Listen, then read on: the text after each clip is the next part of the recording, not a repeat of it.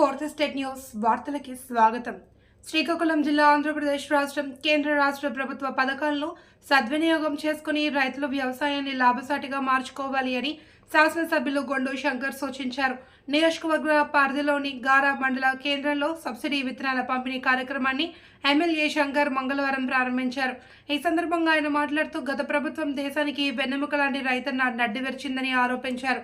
సకాలంలో విత్తనాలు ఎరువులు అందక అష్టకష్టాలు పడి పంట పండించిన గిట్టుబాటు ధర లేక బిల్లులు చెల్లించకపోవడంతో రైతాంగం గడ్డు పరిస్థితులు ఎదుర్కొంటుందన్నారు. అనంతరం రైతులకు సబ్సిడీ విత్తనాలను ఎమ్మెల్యే గొండు శంకర్ చేతుల మీదుగా అందజేశారు. ఈ కార్యక్రమంలో వ్యవసాయ శాఖ ADG Rajani, AOD Padmavathi, MPDO B Kalyani, వివిధ శాఖల అధికారులు, స్థానిక ప్రజాప్రతినిధులు, టీడీపీ నాయకులు పాల్గొన్నారు.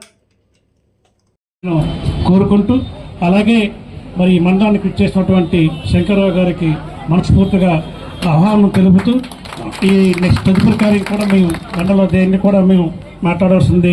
మరి ఈ కార్యక్రమంలో రైతాంగం అందరం కూడా మంచి విత్తనాలను ఇక్కడ ఇప్పటికే సెలెక్ట్ చేయడం జరిగింది.